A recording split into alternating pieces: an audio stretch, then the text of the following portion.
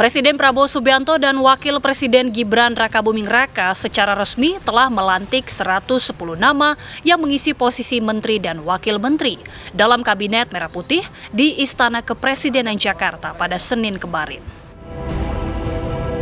Mereka terdiri atas 7 Menteri Koordinator, 41 Menteri Teknis, 56 Wakil Menteri, dan 5 pejabat setingkat Menteri, termasuk Jaksa Agung dan Kepala Staf Kepresidenan. Dibandingkan era Presiden ke-7 Joko Widodo yang hanya memiliki 34 kementerian, jumlah kementerian di masa pemerintahan Prabowo Gibran mengalami beberapa pengembangan. Sejumlah kementerian terpantau dipecah menjadi kementerian baru, sehingga jumlahnya menjadi lebih banyak. Dari 48 kementerian, 21 diantaranya merupakan hasil pemecahan dari 9 kementerian pada periode sebelumnya. Salah satu kementerian yang dipecah adalah Kementerian Koordinator Bidang Pembangunan Manusia dan Kebudayaan Kemenko PMK. Presiden memecah kementerian ini menjadi 2 Kemenko baru, yakni Kementerian Koordinator Bidang Pembangunan Manusia dan Kebudayaan serta Kementerian Koordinator Masyarakat. Prabowo juga memecah Kementerian Hukum dan Hak Asasi Manusia Kemenkumham menjadi 3 kementerian baru, yaitu Kementerian Hukum, Kementerian HAM, serta Kementerian Imigrasi dan Pemasyarakatan.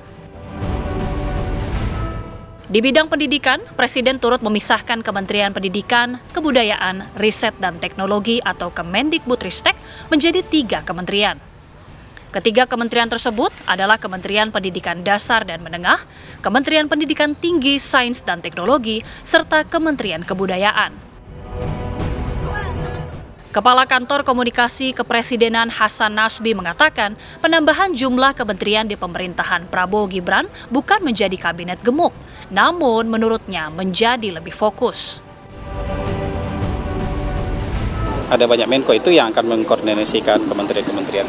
Tapi teman-teman jangan salah paham. Justru kementerian sekarang jadi ramping loh. Satu kementerian kemarin yang organisasinya gemuk, sekarang dipisah-pisah jadi ramping organisasinya. Jadi bukan kementerian gemuk. Yang kementerian yang badannya besar-besar sekarang malah dipisah-pisah jadi ramping loh itu. Jabatnya yang banyak. Iya, tapi kan itu konsekuensi. Kementerian kan harus ada yang memimpin, harus ada yang mengendalikan kementerian itu. Jadi ini nanti menurut saya sih akan jauh lebih efisien ya, karena pekerjaan mereka jauh lebih fokus. Jadi mungkin sebutannya bukan kabinet gemuk, tapi kabinet yang jauh lebih fokus. Jadi misalnya PUPR, Kementerian Pekerjaan Umum dan Kementerian Perumahan Rakyat sekarang sudah lebih fokus. Ada Kementerian Perumahan Rakyat, ada Kementerian Kehutanan sekarang lebih fokus dia, nggak gemuk lagi. Kementerian Lingkungan Hidup juga sekarang lebih fokus, nggak gemuk lagi dia, nggak digabung-gabung. Jadi bisa kalian bayangkan sekarang organisasi yang kemarin gemuk justru sekarang jadi lebih ramping. Kalau soal ada kepala kementeriannya yang jadi menteri, ya itu kan konsekuensi dari organisasi, gitu. Selain memecah kementerian, Presiden Prabowo juga menambah 1 kementerian baru, yakni Kementerian Perlindungan Pekerja Migran Indonesia. Sebelumnya, bidang tersebut merupakan ranah dari Badan Perlindungan Pekerja Migran Indonesia atau BP2MI. Lantas, apa saja tantangan awal Kabinet Merah Putih? Apakah banyaknya kementerian akan menjadi beban negara, ataukah justru membuat kabinet menjadi lebih fokus dan tepat sasaran? Tim TV One mengabarkan. Pemirsa, ketika kabinet sudah dibentuk, masyarakat keinginannya sangat sederhana. Bisakah menteri-menteri tersebut bekerja atau langsung bekerja dan memberikan wujud nyata dari kinerja mereka? Mengingat untuk kabinet gemuk ini ada kementerian baru yang dibentuk, bahkan juga kementerian yang dipecah, pemirsa. Ada yang mengatakan bahwa tantangan terbesar dari Kabinet Merah Putih Prabowo Subianto adalah tantangan birokrasi. Seperti apa? Itu akan saya bahas di Apa Kabar Indonesia Malam. Pengamat kebijakan publik kita sudah ada di sini, Pak Trubus Radiansyah. Selamat malam, Pak Trubus. Ya. Dan saya juga telah tersambung dengan Bang Habibur Rahman yang hari ini ternyata Bang Habib sudah dilantik ya Komisi 3 ya Bang Habib ya. Selamat malam, Assalamualaikum. Iya, Ya. Ya. Nah, Betul. Ya, Bang Habib, karena ini merupakan bidang atau komisi abang yang membidangi masalah hukum. Nah, kira-kira kabinet baru Pak Prabowo Subianto nanti bisakah bekerja maksimal? Kita tahu negara kita negara hukum, jangan ada yang menabrak konstitusi. Mengingat kabinet sebelumnya itu kan peraturan menteri begitu banyak, peraturan-peraturan di daerah juga banyak. Harmonisasinya terbayang akan seperti apa seharusnya, Bang? Ya, sebetulnya kalau kita melihat beberapa survei yang dilakukan lembaga survei, respon masyarakat terhadap pengumuman kabinet dan para pembantu Presiden Prabowo Subianto ini sangat-sangat maksimal, sangat positif sekali. Sampai tingkat kepuasannya menyentuh angka lebih dari 84%, rata-rata begitu. Ini kita syukuri karena masyarakat sepertinya memahami betul apa yang disampaikan baik oleh Pak Prabowo maupun para juru bicara, apakah juru bicara Partai Gerindra, apakah pihak dari pemerintahan ya eksekutif, bahwa kabinet ini tidak dapat dikatakan gemuk, tapi memang kabinet yang lebih fokus. Dan justru ini untuk merespon apa yang sering kita rumuskan dalam evaluasi 5 tahun terakhir. Kita ini kan sebagai bangsa harus terus mengevaluasi diri. Bukan persoalan siapa yang mau menjabat sebelumnya, tapi makin ke depan kita mengecek ya apa yang kurang bagus, apa yang kurang lengkap, itu lalu kita perbaiki dan kita lengkapi. Di antaranya misalnya terlalu gemuknya struktur kementerian-kementerian di pemerintahan sebelumnya. Di Komisi 3 nih tempat saya duduk saat ini, saya duduk di kursi ketua Komisi 3. Selama 5 tahun selalu dikeluhkan soal Kemenkumham yang terlalu banyak dirjen yang kerjanya itu nggak relate satu sama lain. Misalnya dirjen administrasi hukum umum itu nggak ada kaitannya dengan dirjen pemasyarakatan, ya. Dirjen peraturan pemerintahan, ya, PP, nggak ada kaitannya dengan dirjen imigrasi. Nah sekarang tambah lagi ada dirjen HAM. Kemenkumham waktu itu nomenklaturnya orang taunya cuma Kemenkum.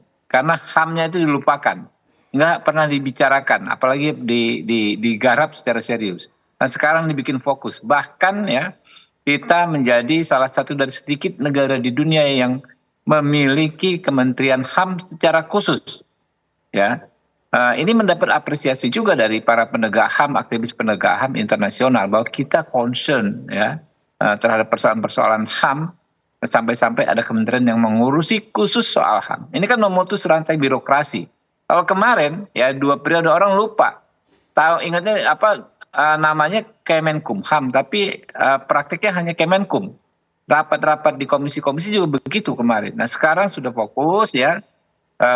Kementerian-kementerian lain juga, lalu ada dibentuk badan-badan baru juga yang memang fokus ngurusin, misalnya nanti ada badan haji dan lain sebagainya. Ini justru merespon keluhan panjangnya rantai birokrasi ya yang banyak kami juga dengar dalam rapat-rapat di Dewan Perwakilan Rakyat ini.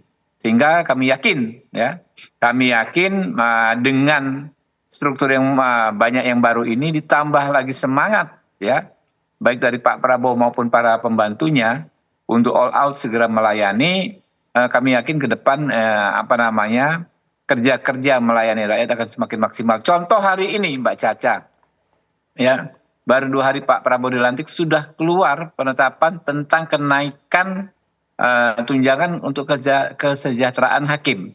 Ingat beberapa hari yang lalu, ya beberapa minggu yang lalu, ketika Pak Prabowo belum dilantik ada RDPU. Kami menyerap aspirasi dari para hakim yang mengeluhkan soal kesejahteraannya. Langsung ditindaklanjuti, tidak sampai sebulan, ya.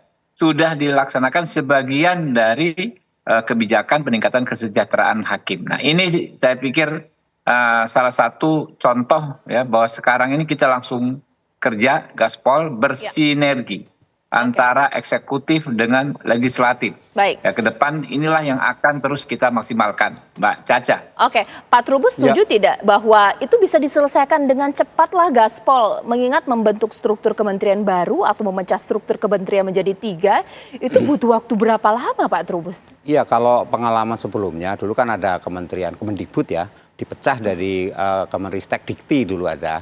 ternyata itu butuh proses hampir 1 tahun untuk penyesuaiannya gitu. Artinya tidak secepat yang dibayangkan. Nah kemudian kementerian itu karena nggak efektif, akhirnya dikembalikan lagi jadi Kemendikbudristek lah namanya itu, jadi satu lagi.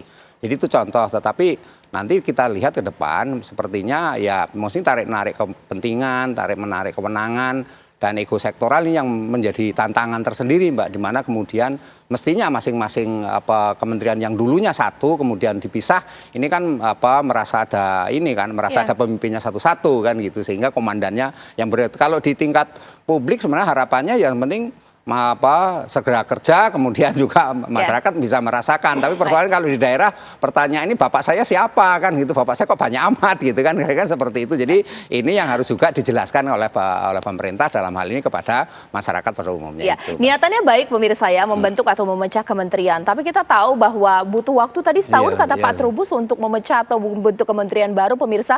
Sementara ketika butuh waktu proses lama, pelayanan publik ini terganggu. Nanti Bang Habib akan menjawab bahwa sektor hukum ini nggak boleh terganggu pelayanan publiknya. Harus cepat segera sesaat lagi di Apa Kabar Indonesia Malam.